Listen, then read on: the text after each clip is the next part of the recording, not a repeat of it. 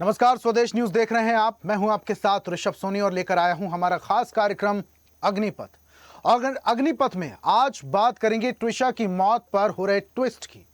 भोपाल की high profile परिवार की बहू ट्विशा शर्मा की मौत का मामला देश भर में सुर्खियों में है। ट्विशा ने खुदकुशी की या उसे मौत के घाट उतारा गया, इसकी गुत्थी नहीं सुलझ पा रही है। इस बीच पुलिस और न्याय व्यवस्था पर भी सवाल उठ रहे हैं। सवाल इसलिए क्योंकि ट्विशा की सास रिटायर्ड जज हैं और ससुराल पक्ष का अलग ही रसूख है। सवाल यह है कि क्या किसी की जान इतनी सस्ती होती है कि उस पर रसूख भारी पड़ जाए। ट्विशा की मौत की गुत्थी आखिर क्यों नहीं सुलझ पा रही?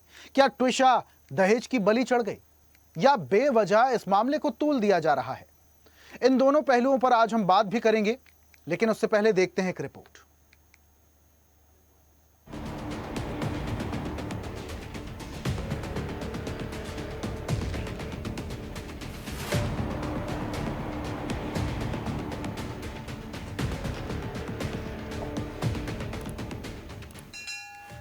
भोपाल की एक हाई प्रोफाइल परिवार की बहू ट्विशा शर्मा की मौत का मामला देश भर में सुर्खियों में है। इस घटना ने एक बार फिर दहेज को लेकर हो रही आत्महत्या और हत्या की घटनाओं को लेकर सवाल खड़े कर दिए। मूल रूप से नोएडा की रहने वाली ट्विशा की मुलाकात भोपाल के वकील समर्थ सिंह से 2024 में एक डेटिंग ऐप के जरिए हुई थी। दोनों की दिसंबर 2025 में शादी हुई थी। ट्विशा के परिवार का आरोप है कि शादी में दहेज देने के बावजूद उन्हें लगातार परेशान किया जा रहा था। फर्स्ट डे से ये हमें रिजेक्ट कर रहे हैं। पहले पीएम रिपोर्ट ही नहीं रिलीज़ कर रहे थे। पहले कह रहे थे कि भाई आप बॉडी लो, एफआईआर नहीं कर रहे थे। एफआईआर में भी ये लिख दिया कि हमने सबको सुपुर्द किया, जबकि हमने तो लिया नहीं था। तो ये सब चीज़ें दिखाती हैं, संशय को और गहरा कर देती हैं।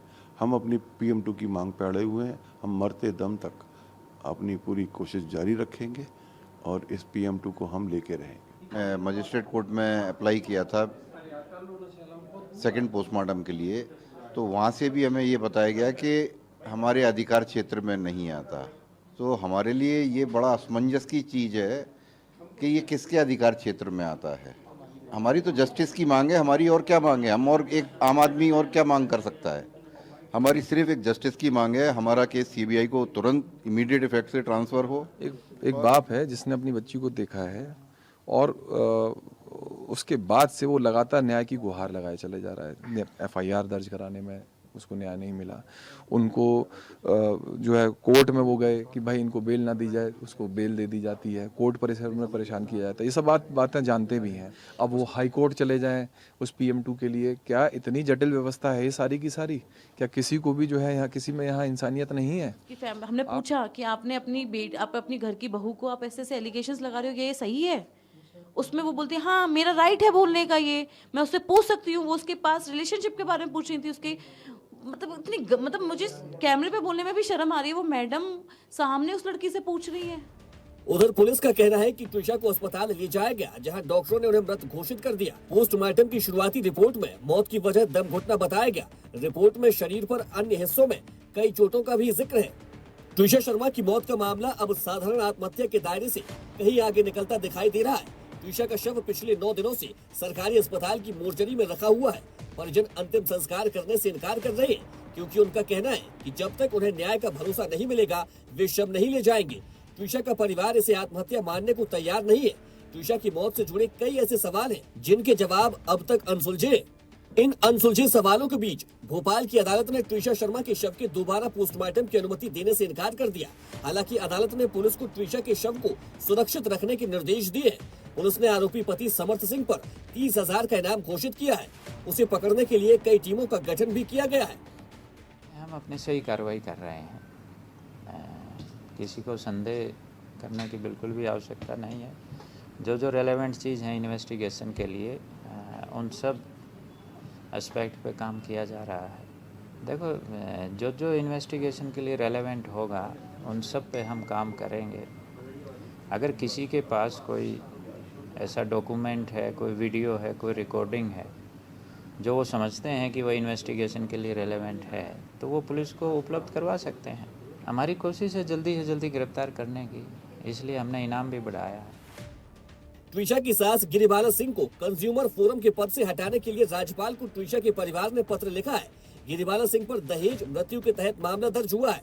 मुख्यमंत्री डॉक्टर मोहन यादव ने ट्विशा के परिजनों को भरोसा दिलाया है कि सरकार इस प्रकरण में परिवार की पूरी सहायता करेगी।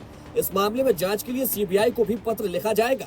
लेकिन सबसे बड़ा सवाल यही है कि क्या सचमुच शुरुआती दौर में पुलिस ने इस मामले को दबाने की कोशिश की? अगर ऐसा हुआ है तो क्या यह पुलिस के साथ न्याय व्यवस्था पर भी गंभीर सवाल नहीं है? ट्विशा की मौत की मिस्ट्री अब क्या और ज्यादा उलझती चली जा रही है। एक तरफ परिजनों का दावा है और परिजनों की मांग है कि ट्विशा के शव का दोबारा से पोस्टमार्टम कराया जाए ताकि जो सच है वो सामने आ सके। इसको लेकर उन्होंने शव लेने से भी इनकार कर दिया है। ट्विशा का शव अभी सरकारी मोर्चरी में रखा हुआ है। दूसरी तरफ जो ससुराल पक्ष है, पति जो है वो फरार चल रहा है। अब इसको लेकर अभी मिस्ट्री ये बनी हुई है कि ट्विशा ने आत्महत्या की थी या फिर ये एक हत्या है। इसी पर आज हम चर्चा भी करेंगे। हमारे साथ कुछ गेस्ट जुड़ रहे हैं, जल्दी से परिचय करवा देते हैं। हाई कोर्ट के अधिवक्ता हमारे साथ हैं एडवोकेट तनुज दीक्षित।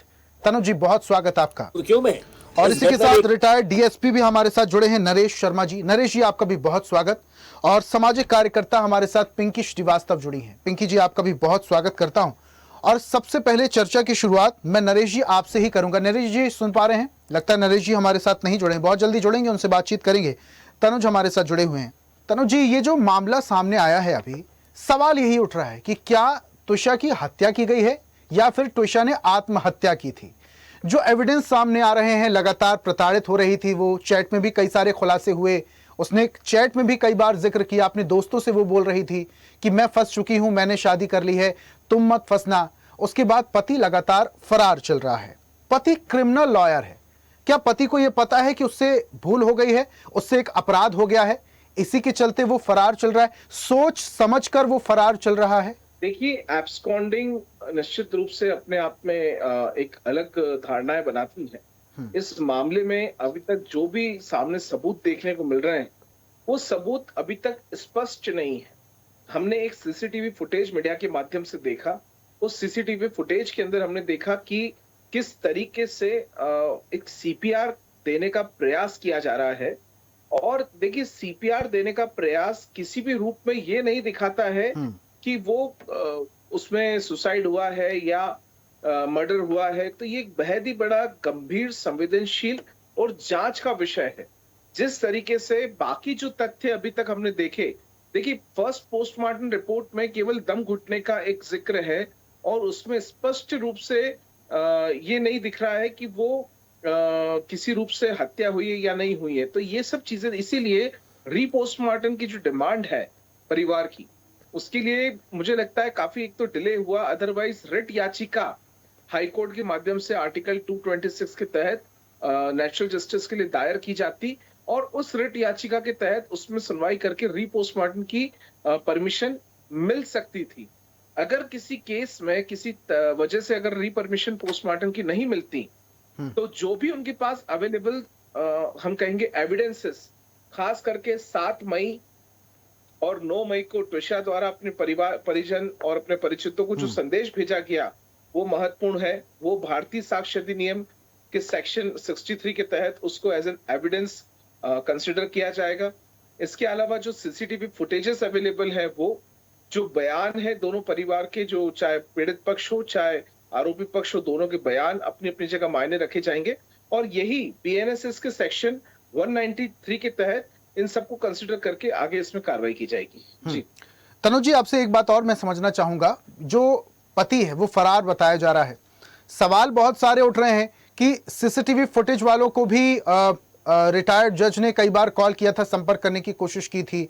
वीडियोस भी कई सारे सीसीटीवी सामने आ रहे हैं।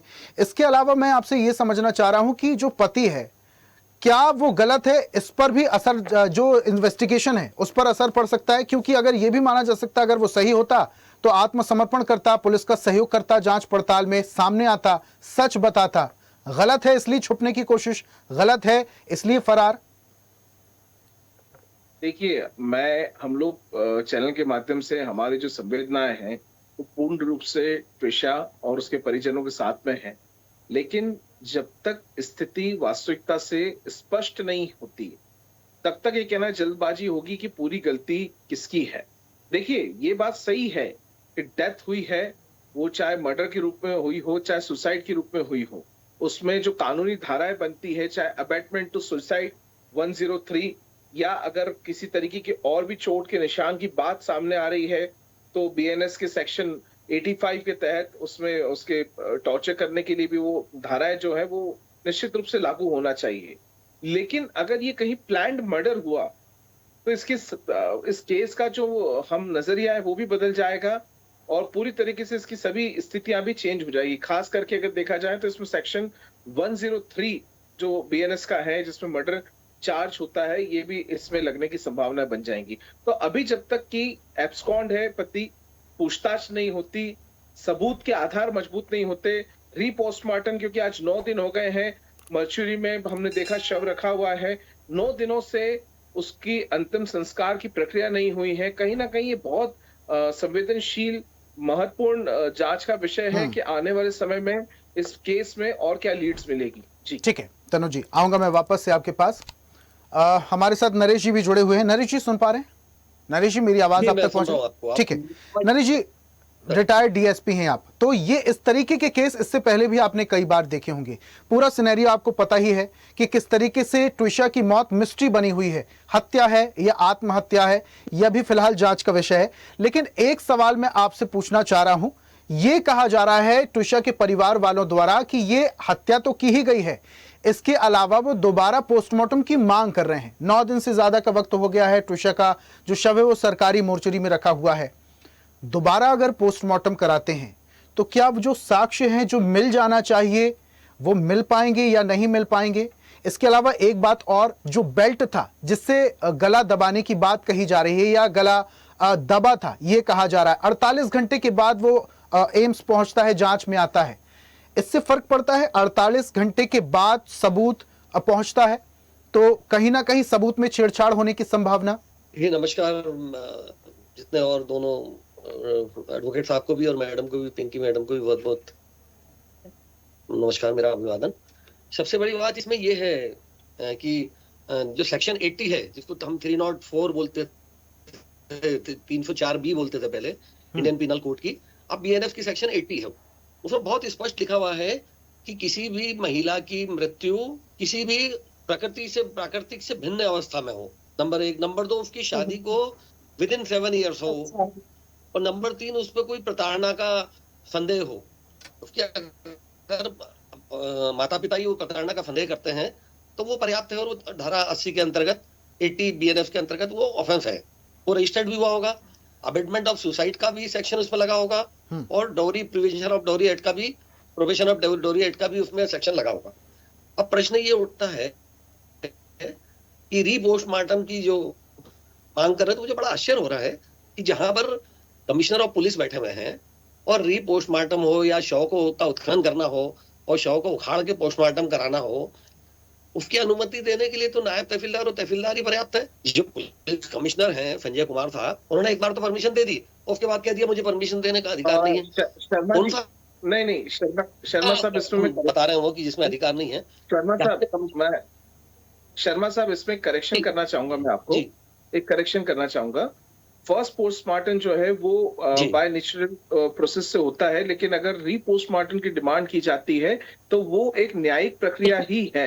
उसमें पुलिस लेवल पर हम ये नहीं कहेंगे कि उनको पूरे राइट्स होते हैं, न्यायिक प्रोसेस से कोर्ट से परमिशन ऑर्डर्स लगते हैं सेकंड टाइम पोस्टमार्टम के लिए। जी नहीं, आपकी बात से सहमत हूँ। मैं यही कह रहा हूँ कि जब शव का उत्खनन करना हो या दोबारा पोस्टमार्टम कराना हो तो एग्जीक्यूटिव मजिस्ट्रेट से जो एफडीएम रैंक का है मुझसे परमिशन लेते हैं। लेकिन जहां कमिश्नरेट है, जहां कमिश्नर ऑफ पुलिस बैठते हैं, जैसे इंदौर और भोपाल में मध्य प्रदेश के लिए, वहां पर एसीपी और एसीपी से ऊपर के रैंक के अधिकारियों को ये पात्रता है कि वो दोबारा शव का पोस्टमार्टम दे दे। और क्यों नहीं करा रही पुलिस? पोस्टमार्टम कराए ना भाई। तो नरेश जी आप ये कह रहे हैं रीपोस्टमार्टम के लिए, नरेश जी आप ये कह रहे हैं कि रीपोस्टमार्टम के लिए न्यायिक प्रक्रिया से गुजरे बिना ही अधिकारियों की सहमति से रीपोस्टमार्टम कराया जा सकता था, लेकिन परमिशन नहीं मिल रही है। कराया जा सकता। मान लीजिए जुडिशियल मजिस्ट्रेट के पास भी जाना पड़ता, तो जाते जुडिशियल मजिस्ट्रेट के पास पुलिस को खुद चाहिए था खुद होके कि उनके परिवार के लोग, जो मृतिका के परिवारजन अगर आपत्ति कर रहे हैं, संदेह प्रकट कर रहे हैं, तो आप किसी की ससुराल में किसी की मृत्यु हो गई, किसी लड़की की 5 महीने के जीवन में, इतना कैजुअली क्यों ले रहे हैं उसको? क्यों नहीं रीपोस्टमार्टम करा रहे? कराइए रीपोस्टमार्टम। उनके माता पिता का जो अच्छा नरेश आरोप है, जी, जो नरेश जी, उनको संदेह है, रीपोस्टमार्टम में जितना दूर करिए। देरी लगेगी, नरेश जी जितनी देरी होगी रीपोस्टमार्टम के लिए, क्या साक्ष्यों से उतनी ज्यादा छेड़छाड़ हो सकती है? क्योंकि बॉडी डिकम्पोज अगर होने लगेगी तो जो सबूत मिल जाना चाहिए वो शायद नहीं मिलेंगे, ऐसे इज इट ट्रू? देखिए ये हैंगिंग और स्ट्रैंगुलेशन का जहां तक मामला है, जिसमें ये कहा जा रहा है, इसमें कहा जा रहा है हैंगिंग है, वो फर्स्ट प्राइम जो suicidal देखिए, hanging नरेश की जी, शायद नरेश उन्होंने जी, मैं बहुत निवेदन के साथ मैं आपको बीच में रोक रहा हूं, लेकिन इस वक्त बड़ी खबर आ रही, इसी खबर से जुड़ी हुई, ट्विशा आत्महत्या मामले में जुड़ी हुई एक बड़ी खबर सामने आ रही है। भोपाल का बहुचर्चित ट्विशा शर्मा का मौत का मामला, ट्विशा के पति ने दाखिल की अग्रिम जमानत की अर्जी, ये बड़ी खबर आपको बता रहे हैं। ट्विशा की सास गिरिबाला सिंह परिवार के साथ हाईकोर्ट पहुंच चुकी हैं। कल शुक्रवार या फिर सोमवार को सुनवाई हो सकती है, ये बड़ी खबर।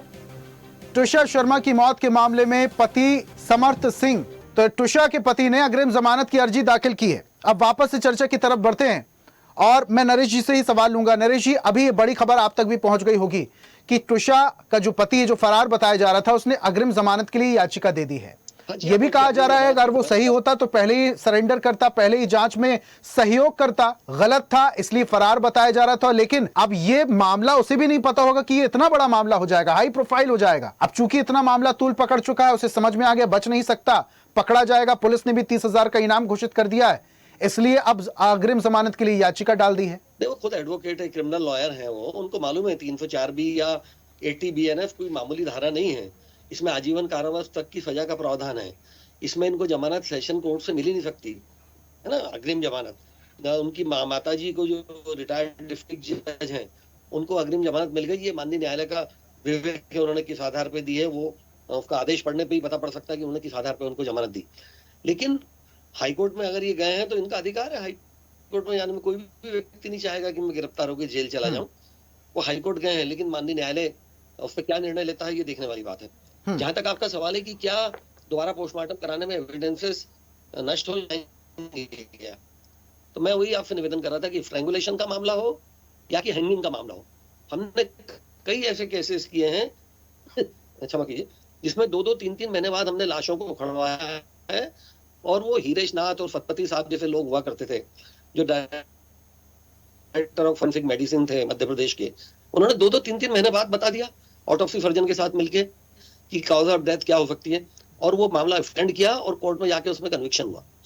अब रहा सवाल कि ये आत्महत्या है या हत्या है, ये डिसाइड करना इन्वेस्टिगेशन में क्या सर्कमस्टांसेस प्राप्त होते हैं, क्या एविडेंसेस मिलते हैं, उसके आधार पर ये बताया जा सकता है कि क्या। ठीक है, ठीक है नरेश जी, हमारे साथ समाज सेविका पिंकी जी भी जुड़ी हुई। पिंकी जी, मैं आपके पास आऊंगा, लेकिन इस वक्त जो ट्विशा के वकील हैं उनकी भी प्रतिक्रिया सामने आई है, जरा पहले वो समझा देते हैं। उनके वकील की प्रतिक्रिया जो है, उनकी प्रतिक्रिया सामने आई है। वकील क्या कह रहे हैं, किस बारे में कह रहे हैं, जरा वो भी सुन लीजिए पहले।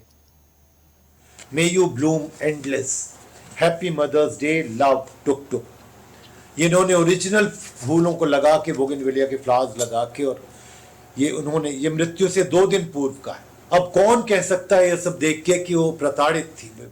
तो ये सुना आपने, ट्विशा के पति के वकील ये बता रहे, ग्रीटिंग कार्ड भी दिखा रहे, और पिंकी जी उनके वकील कह रहे हैं कि ये ठीक घटना से 2 दिन पहले की बात है, और वो अपनी सास को ट्विशा खुद ही ग्रीटिंग कार्ड दे रही हैं, उसमें बहुत कुछ लिखा हुआ है। 2 दिन में ऐसा क्या बदल गया कि ट्विशा को आत्महत्या कर देनी पड़ी या उनकी हत्या की गई? ट्विशा ने अपनी जान गंवा दी, ऐसा 2 दिन में क्या हो गया? मैं ये समझना चाह रहा हूं पिंकी जी कि ये जो लगातार मामले सामने आ रहे हैं सामाजिक परिदृश्य में, आखिर इनकी संख्या क्यों बढ़ती चली जा रही है? चाहे सामान्य परिवार हो, चाहे अमीर परिवार हो, चाहे गरीब परिवार हो, इस तरीके के मामले लगातार बढ़ते जा रहे हैं। सभी आदरणीय पैनल को मेरा नमस्कार जी। मैं ये कहना चाहूंगी, ये जो मामला है ये बहुत ही डिस्टर्ब करने वाला मामला है, और जो सबसे पहला हक है इस बारे में बात करने का वो महिलाओं को है। महिलाएं ही इस बारे में बात करें कि आखिर इस तरह की चीजें हो क्यों रही हैं। एक लड़की जो बहुत ही सक्सेसफुल मॉडल है, बहुत खूबसूरत लड़की है, बड़ी यंग लड़की है, एम्बिशियस लड़की है, एक बहुत अच्छे परिवार में उसकी शादी हो रही है, और शादी भी ऐसे नहीं नहीं कि किसी ने जबरदस्ती उसकी शादी की हो, वो खुद देखने आई है, परिवार देखा है उसने और फिर उसने शादी की है। लेकिन और उसके बाद 4 महीनों में ही स्थितियां इतनी बिगड़ गई कि उसे एक दिन ये स्टेप उठाना पड़ा। अगर उसने सुसाइड किया है तो, या फिर हो सकता है कि उसका मर्डर किया गया हो। अगर ट्विशा ने सुसाइड किया है तो उस सुसाइड की क्या वजह हो सकती है? जैसे आपने पूछा कि बहुत सारी लड़कियां इस तरह की चीजें कर रही हैं, तो कहीं ना कहीं समाज में ना जो महिलाएं हैं, जो यंग बच्चियां हैं, उनको कहीं ना कहीं समझ नहीं आ रहा है कि उन्हें करना क्या है। अभी क्या हो रहा है ना, हमारे टाइम पे ये होता था कि ठीक है, हमें मालूम था कि एक पर्टिकुलर एज के बाद हमको शादी करनी है, तो हम अपनी पढ़ाई, अपना करियर जो भी है वो सारा सेटल कर लिया करते थे और एक्सपोजर इतना ज्यादा नहीं हुआ करता था दुनिया का, तो मन मार के हमने भी शादियां कर ली। और मन मार के ही बोलूंगी क्योंकि उस टाइम जब शादी हुई तब इतना ज्यादा हम लोगों के पास इतने ऑप्शंस नहीं हुआ करते थे, तो ठीक है, परिवार ने देखा, ठीक लगा, सब कुछ चीजें हैं तो हमने शादियां कर ली। लेकिन आज की डेट में लड़कियों के साथ इस तरह की चीजें नहीं है, उनके पास खुला आसमान है और अचानक से समाज के प्रेशर से या माता पिता के प्रेशर से जब उनको किसी 4 दीवारी में कैद होना पड़ता है, जो कि शादी के बाद बहुत ऑब्वियस है ना, कि लोग नहीं चाहते कि जैसे अभी हमने गिरिबाला जी के जितने भी बयान सामने आ रहे हैं, सबसे पहले तो मैं ये भी बोलूं कि गिरिबाला जी को जिस तरह से कोर्ट ने जमानत दे दी और जमानत करने के बाद वो जिस तरह से गलत तरीके से बात कर रही है बच्ची के बारे में, वो बोलती बहुत स्मार्टली है क्योंकि जज रही है तो उन्हें पता है कि वॉइस मॉड्यूलेशन किस तरह का होना चाहिए। वो बहुत अच्छी तरह से बात कर रही है, लेकिन कहीं ना कहीं वो बच्ची के चरित्र पे बहुत सारे सवाल उठा रही है। तो इस तरह के परिवारों में जब लड़कियां जाती हैं तो अचानक उनसे ये उम्मीद की जाती है कि अब आपको घर में रहना है। जैसे गिरिबाला जी ने एक बहुत वैलिड क्वेश्चन उन्होंने उठाया था कि अगर बच्ची के बहुत सारे लोगों के साथ रिलेशन है तो मैं पूछूंगी कि भाई अब तो तुम इस तरह के रिलेशंस नहीं रखोगी। लेकिन ये अब जो नए जमाने की बच्चियां हैं, जो नए जमाने की यंग जनरेशन के लोग हैं, ये यंग जनरेशन जो है वो इतने हार्श क्वेश्चंस अपने ऊपर नहीं ले सकती। अगर उसके मल्टीपल रिलेशंस थे, पहले थे, उन सबको छोड़ के उसने आपके बेटे से शादी की है, तो ये इस बात का सबूत है कि अब वो उस तरह की चीजों में नहीं एक्टिव होगी। शादी की ना, उसने डिसाइड कर लिया कि अब इसके साथ में रहना है, तो अब आप उससे इस तरह के क्वेश्चंस नहीं पूछ सकते हैं। साथ ही उसको बहुत अजीब से शब्दों से संबोधित किया गया। जो एक ऑडियो आ रहा है उसको अगर आप प्रॉपर्ली सुनेंगे तो उसको बहुत सारे गलत व्यंग मारे गए, ताने मारे गए। तो ये अब हमारे बहुत नाजों से पाली हुई बच्चियों के अंदर इतना पेशेंस नहीं है। शादी होना और नेक्स्ट डे से ही आपकी पूरी आजादी खत्म हो जाना, नेक्स्ट डे से ही आपके कैरेक्टर के ऊपर क्वेश्चंस लगना, आपने डिसाइड किया कि मुझे बच्चा नहीं चाहिए। 33 लेकिन पिंकी जी ये हर जगह नहीं होता है। अगर ऐसा होता तो शायद शादियां होना बंद हो गई होती। कुछ केसेस में ये हो सकता है जैसा कि आप बोल रही हैं। और रही बात पाबंदी की, तो पिंकी जी देखिए, जो ट्विशा थी उसकी जब नौकरी चली गई थी तो उसका पति यही बोल रहा था कि अब तुम्हारी नौकरी हो गई, चली गई है, अब तुम क्या करोगी। मतलब वो नौकरी कर रही थी। एक लड़की जिसे 4 से 5 लैंग्वेजेस आ रही थी और वो नौकरी नहीं कर रही थी, तो वो उसके ससुराल पक्ष के लोग ये तो चाहते थे कि वो नौकरी करे, लेकिन सिनेरियो ऐसा बन गया कि उसे इतना बड़ा आत्मघाती कदम उठाना पड़ा या उसकी हत्या कर दी गई क्योंकि वो इस शादी से खुश तो नहीं थी, जैसा कि चैट और सबूत कहते हैं। पिंकी जी बहुत शुक्रिया, समय आप मुझे आगे बढ़ने की इजाजत नहीं देता। नरेश जी आपका भी बहुत शुक्रिया जुड़ने के लिए। तनुज जी आपका भी बहुत धन्यवाद हमारे साथ चर्चा में शामिल होने के लिए और कुछ महत्वपूर्ण जानकारियां देने के लिए। तो आज हम बात कर रहे थे ट्विशा की मौत पर मची मिस्ट्री की। मिस्ट्री लगातार, सवाल ये उठ रहा है कि ट्विशा ने आत्महत्या की थी या फिर उसकी हत्या हुई है। चैट वायरल हो रही है, वीडियो वायरल हो रहे हैं। जो परिवार वाले हैं वो दोबारा पोस्टमार्टम की दरख्वास्त लेकर दर दर भटक रहे हैं, लेकिन दोबारा पोस्टमार्टम की जो साइन होना चाहिए, जो मांग होनी चाहिए, वो पूरी नहीं हो पा रही है। अब दूसरी तरफ पक्ष की अगर मैं बात करूं तो ट्विशा का जो पति है उसने अग्रिम जमानत के लिए याचिका भी दे दी है। अब ये पूरा मामला किस ओर करवट लेगा, क्या कुछ खुलासा होगा, ये जांच में कुछ ही दिन में स्पष्ट हो जाएगा। खास पेशकश में फिलहाल इतना ही। देखते रहिए स्वदेश न्यूज, सबसे पहले देश। ऐसे ही वीडियोस के लिए लाइक करें, शेयर करें, फॉलो करें। YouTube पर जाकर सब्सक्राइब कर बेल आइकन दबाना ना भूलें और ताजा अपडेट्स के लिए swedeshlive.com पर जरूर जाएं।